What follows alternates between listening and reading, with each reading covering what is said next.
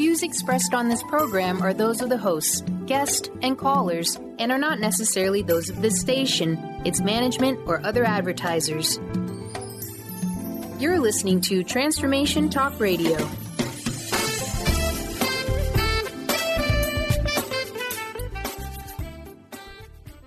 Hi, welcome. This is Dr. John DeMartini. This is one of the most amazing and inspiring shows that you can listen into. If you want to be on the edge of your seats, if you want to open up your heart, if you want to expand your mind, and you want to meet incredible people, stay tuned because you're just about to experience a transformative radio show that will change your life. And you're listening to the Dr. Pat Show that's coming up right next. The following audio is via a Skype call.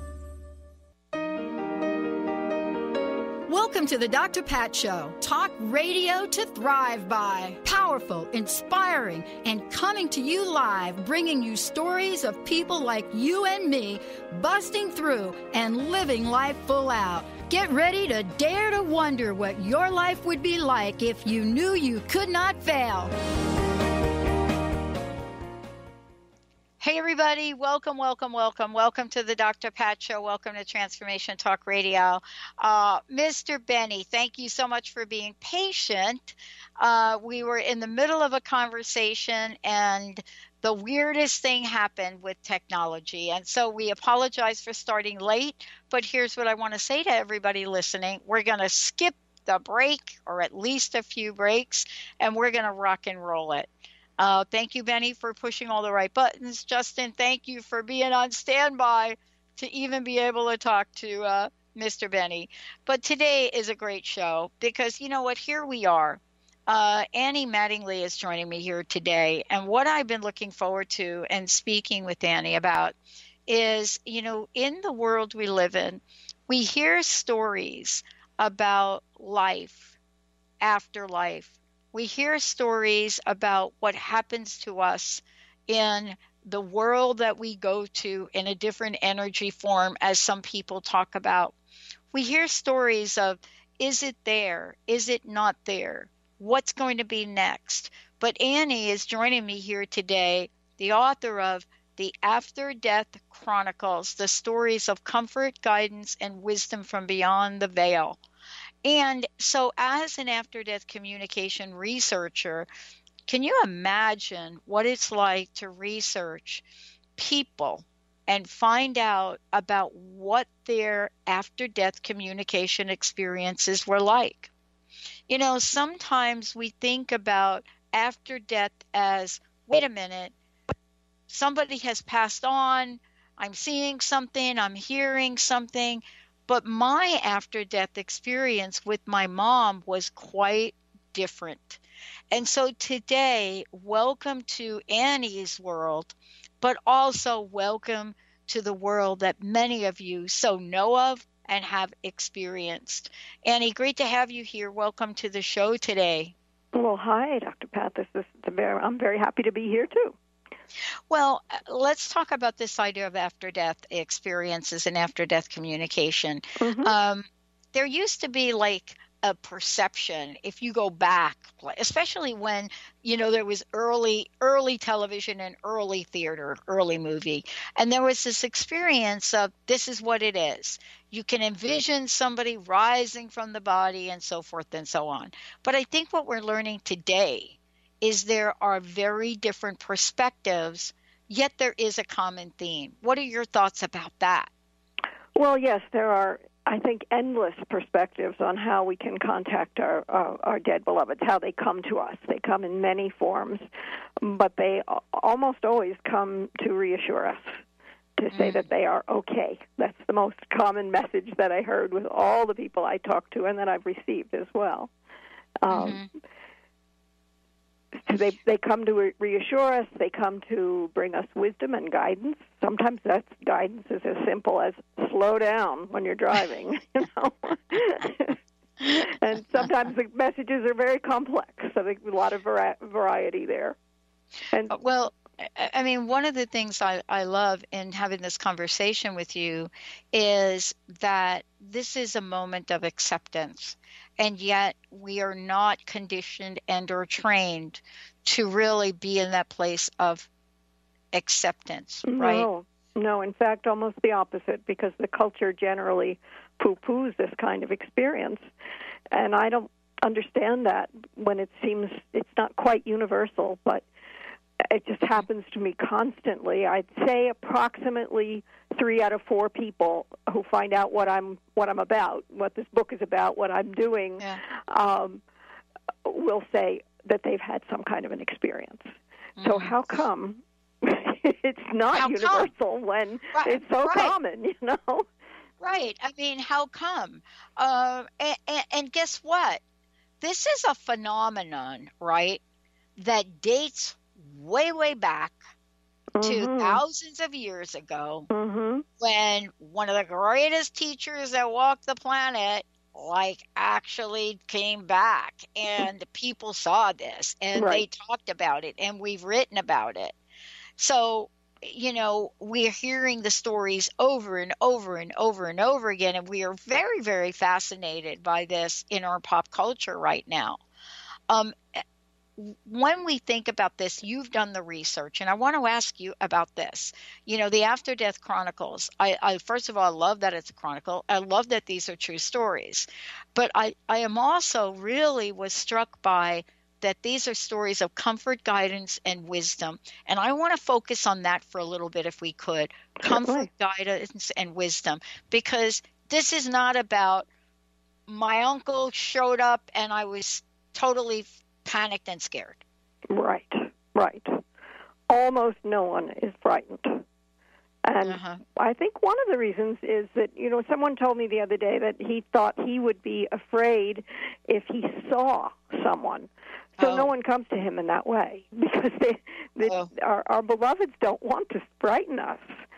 And we each have a particular way that's easier for us to receive. It's a kind of a style, just like we have learning styles. I receive better through my body and verbally in an auditory way, and so that's how I have received contact. But for other people, visual is better. For some people, dreams are better. There seem to be a vast variety of ways that we can receive. Yeah. You know, let's talk for a minute, if we could, about wisdom. You know, I know for me, having lost a mother at 6 years old. Oh, my goodness, I'm sorry. And I had an experience of that,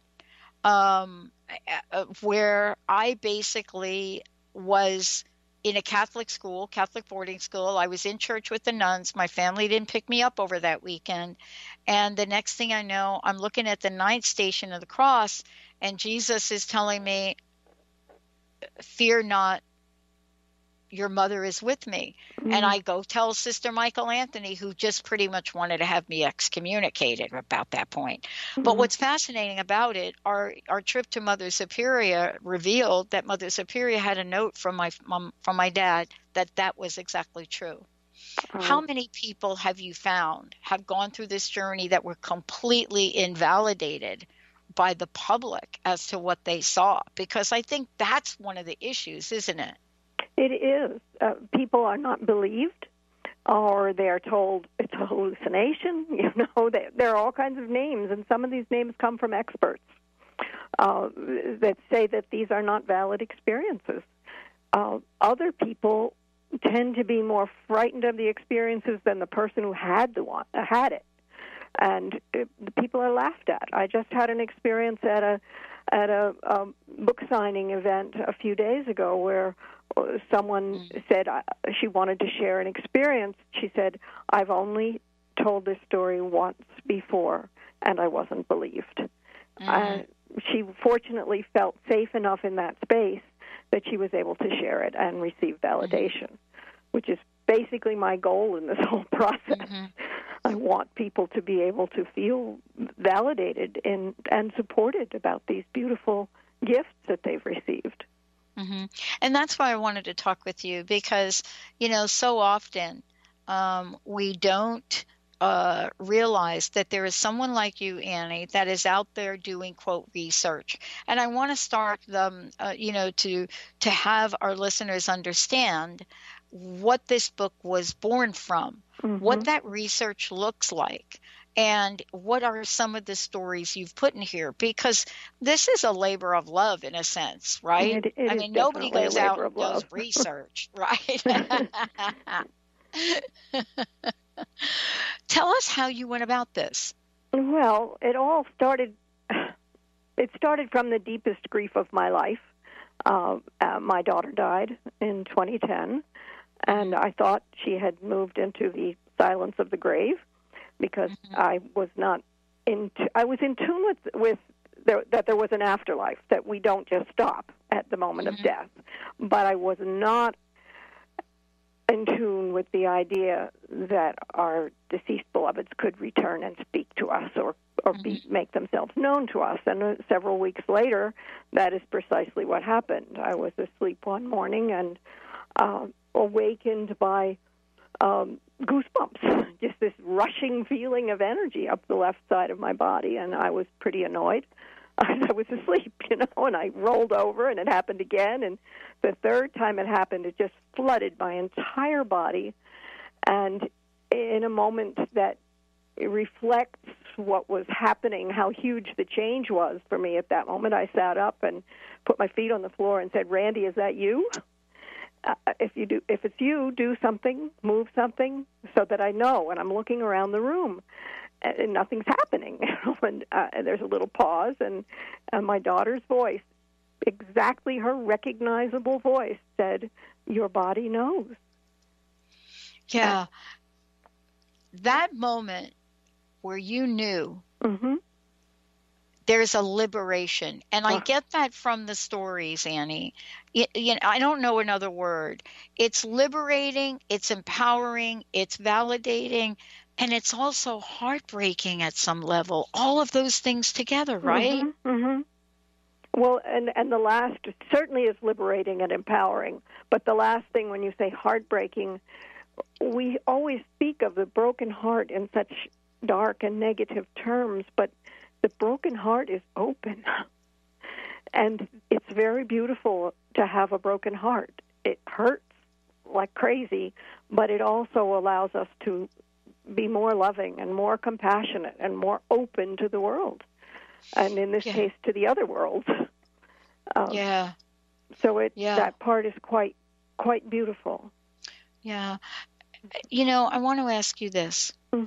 As you went and you collected these stories and you gathered them and you put them in this incredible book, and for those of you that are just tuning in, I just want you to know that, joining me today, my very special guest, is Annie Mattingly. And I want to just tell you a little bit about Annie. First of all, you can go to Annie's website, AnnieMattingly.com. And the book that we are really talking about, recent book, is The After Death Chronicles, True Stories of Comfort, Guidance, and Wisdom. And I want to make sure all of you know that we have a copy of the book to be given away today during the show. But I also want to make sure that you know this is a live call-in show. So please feel free to give us a call, 1-800-930-2819. Because, Annie, you have been in front of people, hearing their most deepest, darkest secrets. Dozens and dozens of people, right? Yes.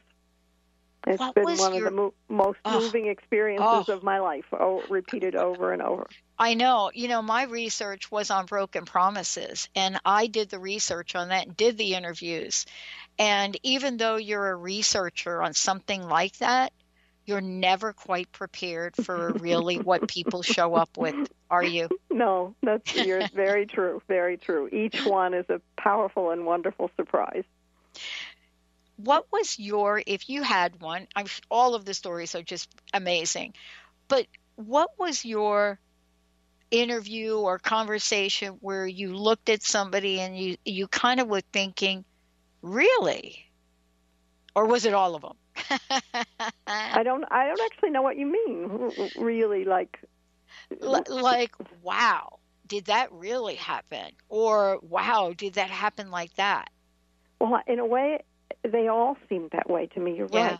You're right. And there were I don't have a favorite experience. I have ones that are more dramatic than others, Yes. and they're exciting. They're very fun to share. But the little tiny ones where a father steps off a train and says, "I'm okay," and then gets back on the train, it is equally as powerful to me because of the look on the face of the woman who told me the story, because she was so pleased and reassured by that simple moment. But if you want a dramatic story, I can tell you some of those too. I do, and we're going to get to that. But I want to talk about a couple things that you wrote in the book. Uh-huh. And there was one thing in particular that popped out on me, and I'll tell you what it is. Mm-hmm. And do you mind? And No. I don't remember where it was I read it, but I wrote it down, and it said, like a sonnet or a symphony, an ADC is more than a sum of its parts. These moments speak to us in the language of spirit or God or the universe. They are not intended to be fully understood, but rather to be savored and allowed to delight. Now that is something 9,000 interviews I've not heard before, and I had to ask you to talk about this, because if we could understand this one element, especially when we are getting visited or communicated with, boy, it would be so powerful, wouldn't it? Yes, it would. Yes, it would. I think we're talking about something that is, there's magic here. There's magic. There's poetry. There's mystery. These experiences have a quality that cannot be nailed down. And if we can simply be open to that in the same way that we can be open to a beautiful piece of music or poetry, then we can receive the love that is the essence of the experience, really. It's this person who loves us coming to say whatever it is they're coming to say or do or communicate. And that's not necessarily, even though most of my communications came verbally, it's not really the words that are most important. What's most important is that feeling of love. Mm-hmm. And that we receive with our hearts, our souls, not with our minds. Yeah. You know, that is the most, I think, important part of talking with you today.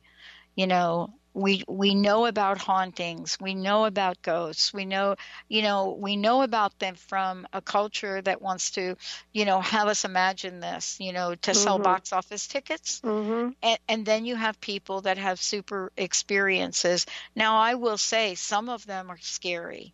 My early childhood experience of walking in my house in the Bronx, coming home sick from school one day and walking in and going into a locked house and seeing like a family almost in sepia, almost in that, like they were all like a light brown. I can see them today, to this day. Mm-hmm. Gentlemen, I don't know, maybe 1930s, 40s, they were all in the same kind of brown color, but you could tell the woman had a print and the child, and they were just there. They weren't like eating. They weren't like cooking.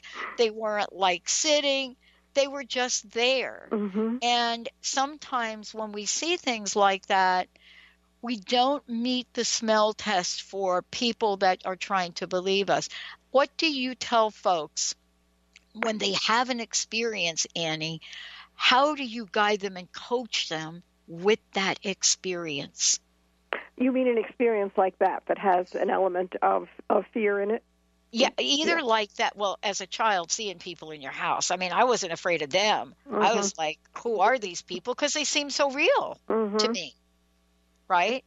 But how do you work with individuals so they can validate their own experience while society might have the goal of doing just the opposite? Well, I think that the primary part of the validation that occurred for me, first of all, the people who have spoken to me in formal interviews already believed their experience. But I've heard a lot of stories at parties and street corners and by the mailbox and so on and so forth. And some of those people did have doubts. But what happens is when they know that I have had personal experience myself and I listen to them, just listen. The gift of listening to someone and believing and accepting their experience validates for them. And then they feel tremendous relief. I've seen it in people. Or have people say, well, do you think this really could be, or do you think this is really possible? And I say, anything is possible. I have no boundaries on the possibilities. I don't know what those boundaries are, and maybe they don't exist. And just being heard and acknowledged and validated by me, it supports their validation. Yeah, I mean, this is the beginning of a bigger conversation that we're having today, because this is really part of people trying to make sense out of this kind of event in their lives. You know, there's a lot that I want to talk with you about, but most importantly, we wonder if there's a purpose. We wonder if there is a message. You know, I mean, clearly I look back on that 6-year-old experience that I had, and clearly there was. But even today, you know, we have experiences, we hear voices, or we get messages intuitively, let's say. It's not like we see a light and people show up, but all of a sudden in our minds, there's like this thing. Can you just share with us what your experience is of what might be going on right there? Could you explain yourself a little bit more? Yeah, are we getting messages? Are folks, you know, that have passed on, are they trying to give us messages? Are they trying to guide us? You know, sometimes we just know something. Like we wake up one day and we have this incredible thought that we didn't have the day before. And yet it could be related to something, you know, that we learned about in our childhood. And yet we don't have the vision of Uncle Bob came to me last night. Well, yeah, it can come in a million ways, as we've just been talking about. But I think that the key, for me at least, has been, and I hear this from people I've interviewed as well, to keep paying attention. Just ask, well, what's this about? Why is this happening this way? And look for meaning. If we look for meaning, I think it's, first of all, humans want it. We want meaning in our lives. But second of all, the meaning seems always to be there, but it may be not. It comes in the way, for instance, that dreams do, where we have to do a little bit of searching to figure out the underlying story. I'll tell just a simple little story about a physical manifestation that on the surface could look meaningless, but it had great meaning for this particular woman. Her husband had died, and the doorbell kept ringing. And it was ringing like at 2 o'clock in the morning, and odd times. It even rang when she wasn't at her house, but she was at her daughter's house. Her daughter's doorbell would ring. And after a while, she remembered something that had happened years before in their marriage, where they had gone through a little period where they felt they needed to restore some of the romance in their marriage. And her husband had gone out of the house without her realizing it. And when he came back, he didn't just come back in the house. He rang the doorbell, and he was holding behind his back a bouquet of flowers for her. And so the ringing of the doorbell became a love message from her deceased husband. You know, there's nothing more powerful than that acknowledgement, Annie. Nothing more powerful than that. We're going to take a short break. When we come back, we're going to speak with Annie about her fabulous book, The After Death Chronicles, True Stories of Comfort, Guidance, and Wisdom from Beyond the Veil. If you go to Annie's website, which is AnnieMattingly.com, you'll be able to take a look at this, download pages from the book. And when we come back, we actually are going to be given a copy of this away. But for those of you out there, questions, comments about your own experiences, 1-800-930-2819, or go to transformationtalkradio.com or the Dr. Pat Show. And if you ask your question there, I will make sure we bring it to to Annie during the next segment. Let's take a short break, everyone. We'll be right back.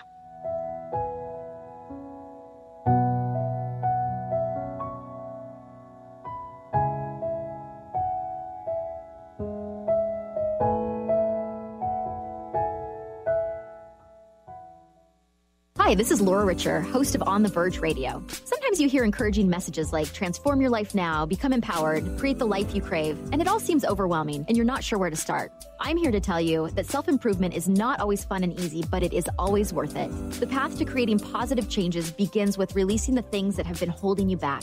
Then you can create a life that inspires you. I know this because I've done it. You can find out more about what I do by visiting my website, seattlehealinghypnosis.com. I look forward to supporting you on your journey. Tune in each month to Synergenetic Living Radio, where Rick and Grace Paris discuss the synergenetic way of life, what it means to truly change your perspective in life, what it means to take control of your life and manifest your true desires. For more information on Rick and Grace Paris and Synergenetic Living, check out synergeneticliving.com. Get clear on the life you desire and the current life you are creating and what is between the two. Synergenetic Living, living life loud. The Truth is Funny. Shift Happens with Colette Marie Steffen is excited to welcome Karen Benton as a monthly guest host. Tune in on the third Wednesday of each month at 8 a.m. Pacific Time to regain confidence and trust in your capacity to create change in your life, your health, your family, and your well-being. Karen Benton is a mother, nurse practitioner, certified body talk practitioner, Franklin Method instructor, and owner of Limitless Living LLC. For more information about Karen, visit KarenBenton.com. Integrate spirituality into your everyday lives on Universe Soul Heart Radio. Tune in each month on Transformation Talk Radio as Kathleen Johnson explores the concept of sensible spirituality, keeping you grounded, connected, and centered on the path to wholeness. Kathleen has dedicated her life to facilitating holistic healing and wholeness in others. Listen to Universe Soul Heart Radio and learn how to flourish, grow, and impact all we do on planet Earth. For more information, go to universesoulheart.net. Do you want to heal your body and mind? Your body has a lot to tell you if you just learn to listen to your intuition. Audrey Michelle, host of Rewired Life Radio, can help you peel away the layers that are holding you back from living your best life. Tune in to Rewired Life Radio. Learn to love, heal, celebrate on Transformation Talk Radio every Wednesday at 12 p.m. Pacific, 3 p.m. Eastern. Connect with Audrey at audreymichelle.com.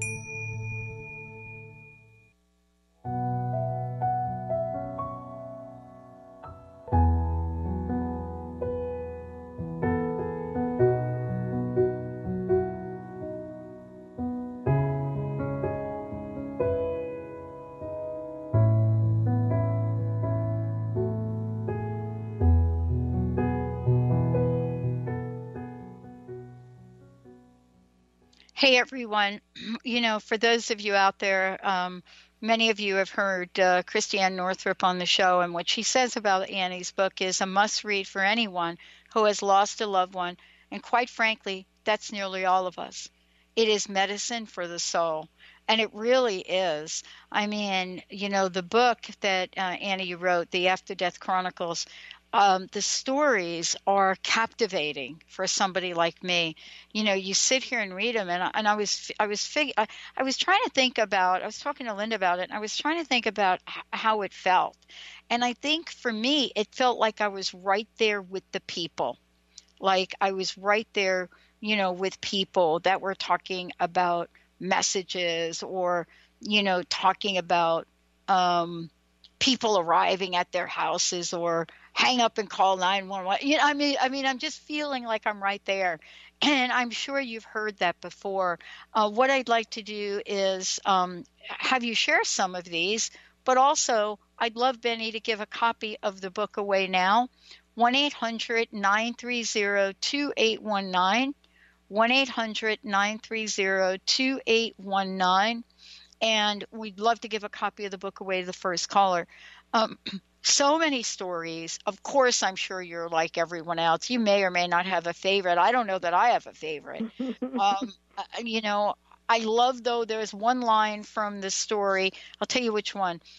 I love the line in the book that we all know so very well and that I pretty much live my life by these days. And it was a line that says there are no mistakes. Mm-hmm. And I hung on to that, as well as, is this a vibrating chair? So, you know, for me, it's like, holy cow, Annie, how did you gather these up? Amazing, right? Well, half of them just came to me, I swear. People were calling me on the phone and emailing me and cornering me in the grocery store. You know, it wasn't hard to find these people.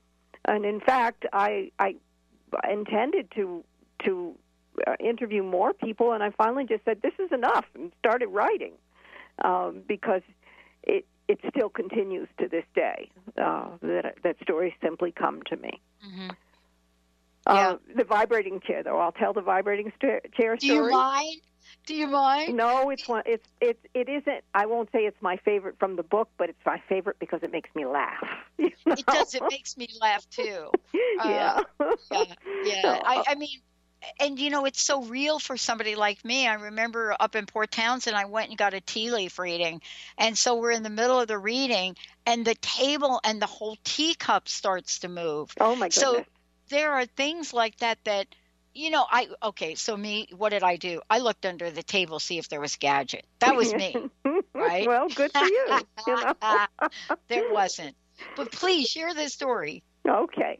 Well, a woman had an elderly mother who was in a nursing home, and she had brought one piece of furniture with her into the nursing home, which was her favorite wingback chair.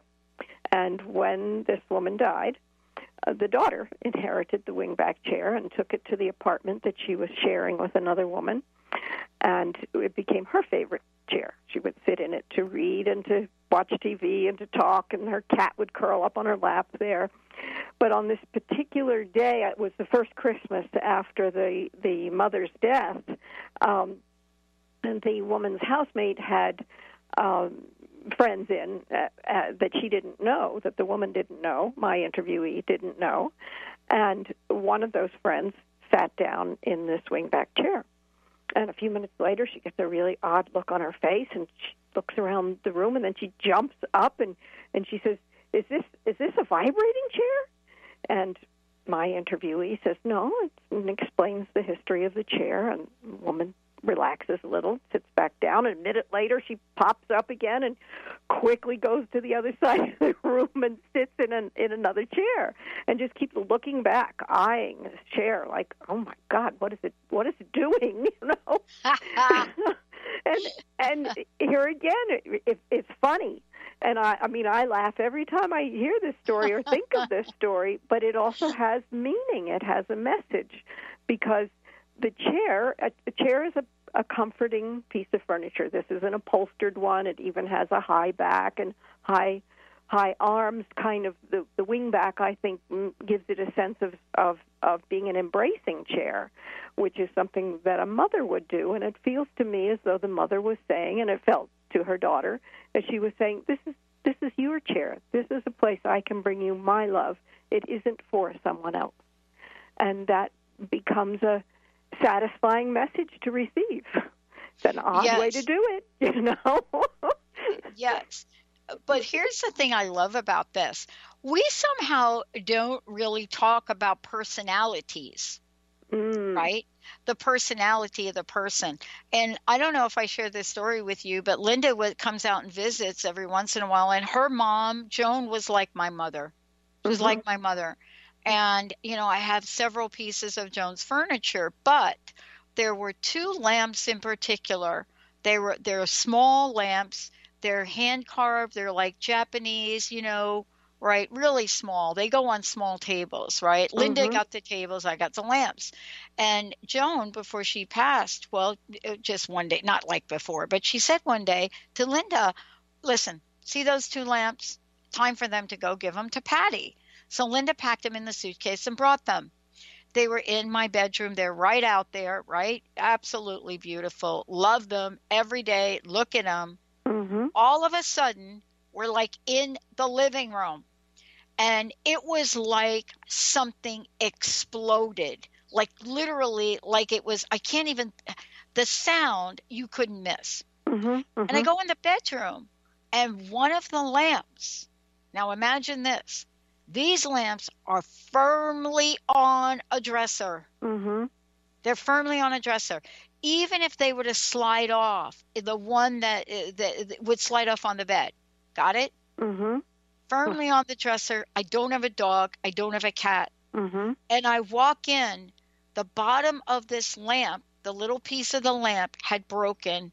The lamp had leapfrogged the dresser, jumped about 10 feet. Oh, my It was goodness. on the floor. On the floor. The bulb did not break. It didn't break. Now, Linda and I looked at that and I said, oh, my God, that's Joan. What is she trying to – I mean, what else is that going to be? I don't have an explanation. Do you? There is no logical explanation for these kinds of things. It has to come from some other level of communication.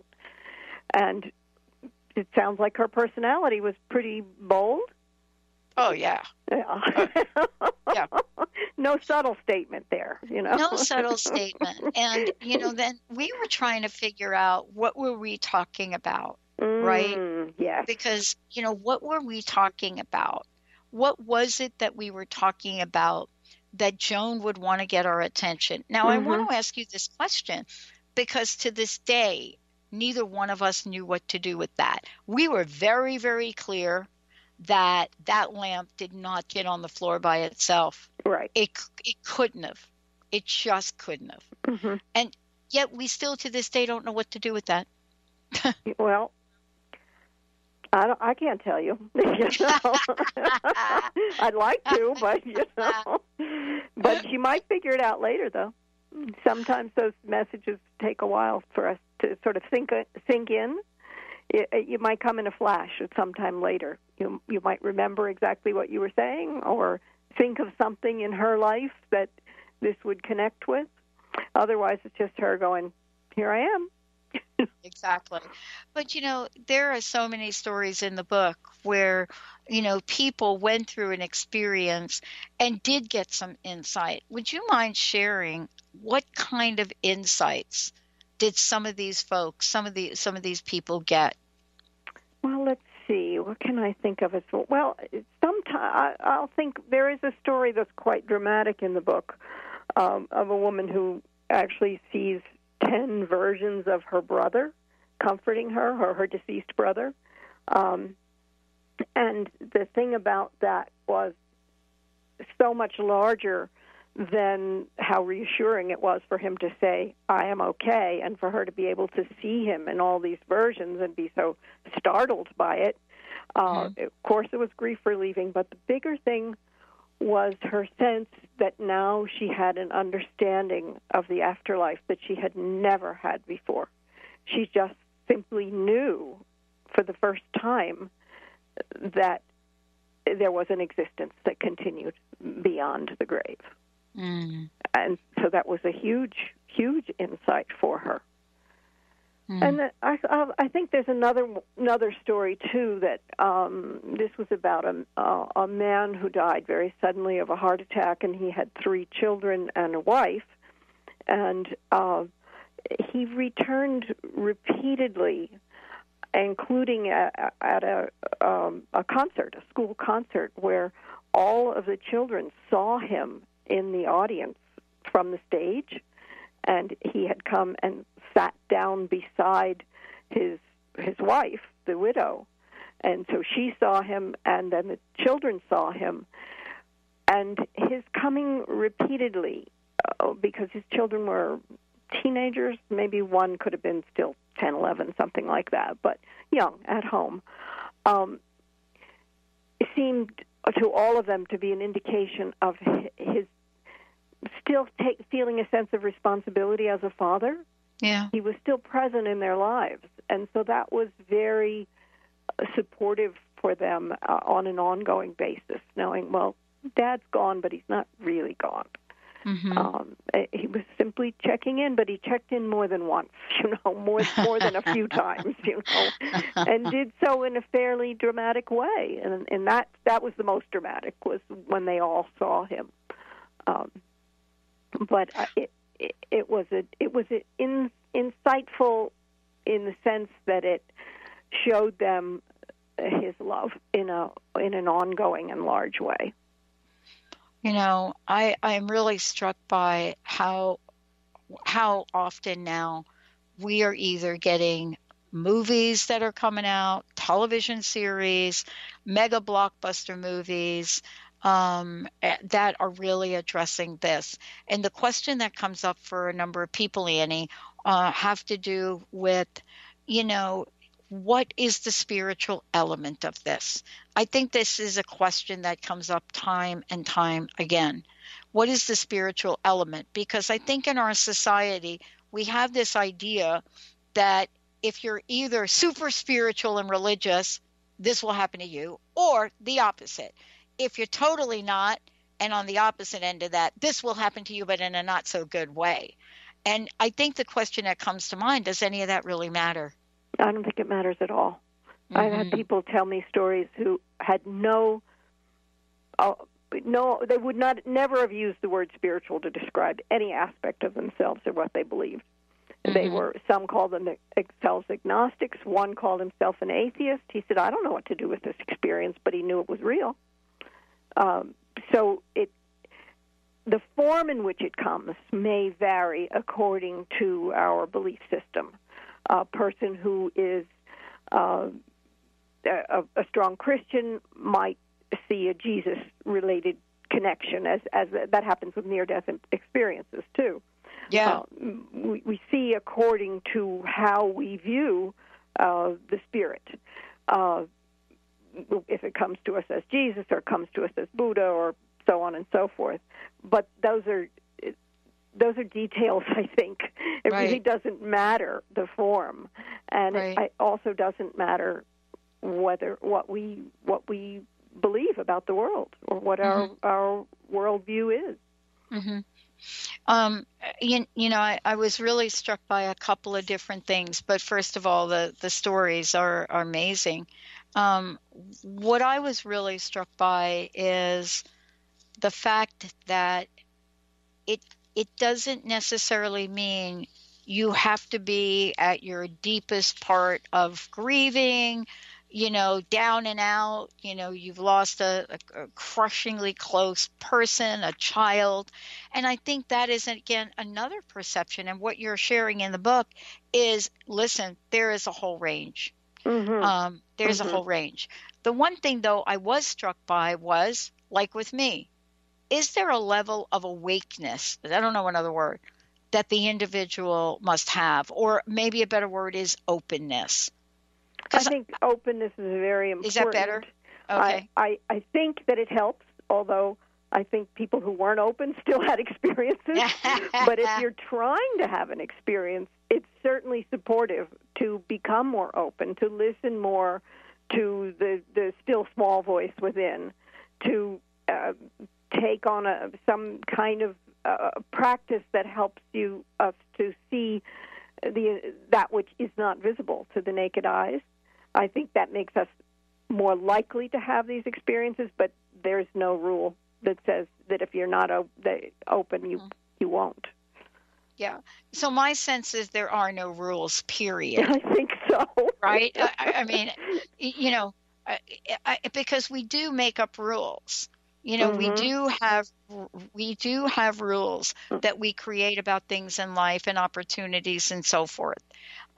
What's super important to me, especially in reading the book, is that the people that were receiving this gave it a lot of thought in a lot of ways. Like I shared the experience with the lamps. Mm-hmm. I mean, that still, is daunting to this day. Mm-hmm. Where we're clear that we became more mindful of that. How can people learn more about how to interpret, so to speak, what's happening with the messages? Well, as you just said, you gave that experience with the lamp a lot of thought. Mm-hmm. And I think turning our attention to it and just simply asking, what does this mean? And saying, I want to know what it means. Maybe that's it. Just the desire to know that there is meaning there is a big start and has the possibility for opening us to layers of meaning that might even take years to unfold. Mm-hmm. Wow. One of the things I want to ask you is, how do people that have stories, what are the best ways for people to say, I want to tell Annie my story? Is there a way for folks to do that? Absolutely, and I would love if they would. On my website, there is a page called Contact, and there is a place to do it in either one of two versions. You can either write the story out there right on the website, or tell me that you want to be contacted, and I would be happy to do telephone interviews as well. Mm-hmm. Or in person if people are close enough. Oh, I think that's amazing. And the book is available pretty much anywhere, right? I hope so. I mean, you can get it, online, Amazon, IndieBound, Barnes & Nobles, but it is in bookstores as well. Somebody just picked it up in a Barnes & Nobles in Florida. So. Okay, so the question that, especially after you write something like this, right, the question is, what did you seek out to get done that maybe you want to do more of or didn't really get an answer to? What's next on the horizon for you? Well, the biggest thing, and this has just unfolded since the book was released a little less than 2 weeks ago. Okay. It has clarified for me as I've been doing book signings and book release parties and so on, is that what I really love is creating a safe space in which people can share their stories. And before this, I was doing that individually, but now I've been doing it in groups. And that is enormously satisfying to me. And I hope to do a bunch of that, because to be in a room full of people who are sharing things that they have not felt comfortable sharing before, and have them be received with love by that whole group of people is delicious. Yeah. The thing that I think for me after reading the book, there were a couple of stories that I read, and I wondered this question. Mm-hmm. Do we have the ability to ask whomever just visited us to come back? Because sometimes we think we do, sometimes we think we don't. Do we have people shared the stories and your experience of being able to have ongoing communication? Yes, not a whole lot of them have. I've had a tremendous gift with that, but only some other people have. And I think many of the people who haven't have not asked. And you're saying something very important there, that when we open ourselves, we can open ourselves to having Johnny show up and say hi and I'm okay, or we can open ourselves to Johnny coming back and connecting with us on a more constant basis. One woman I know, her husband died before my daughter, so it's got to be 8-10 years, and she considers that he lives in the house with her. She has a new partner. He's totally accepting of that.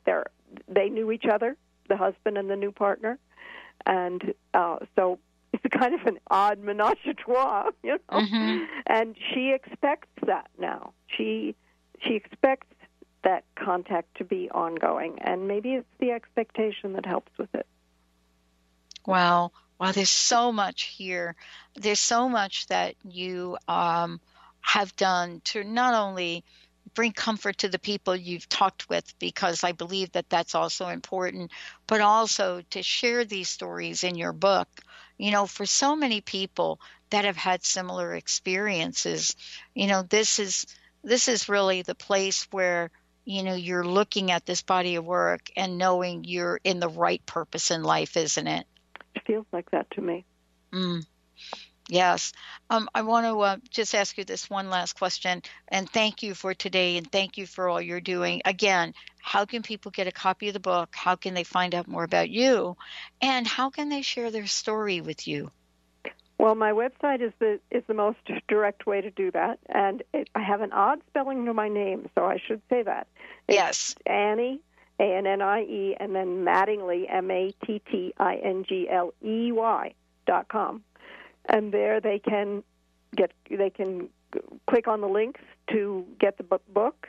They can tell me their stories or request an interview. There's lots of options there, so that's the best place. And for those of you that are listening on the Dr. Pat Show or Transformation Talk Radio, if you look right down at the banner for this hour, you can click right on it and you'll get to all of the above. Annie, thank you so much for today. Last question. What's your personal message? What would you like to leave us with?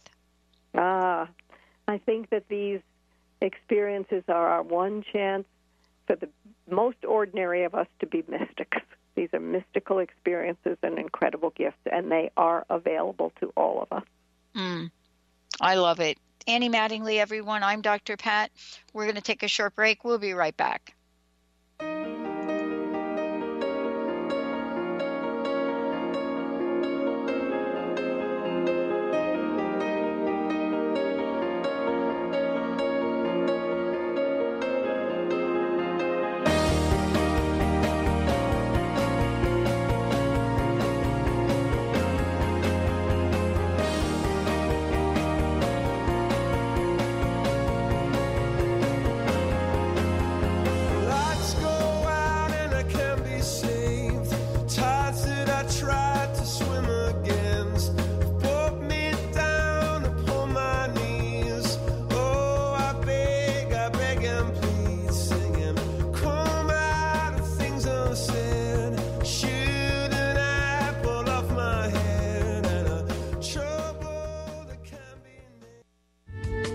Preceding audio was via a Skype call.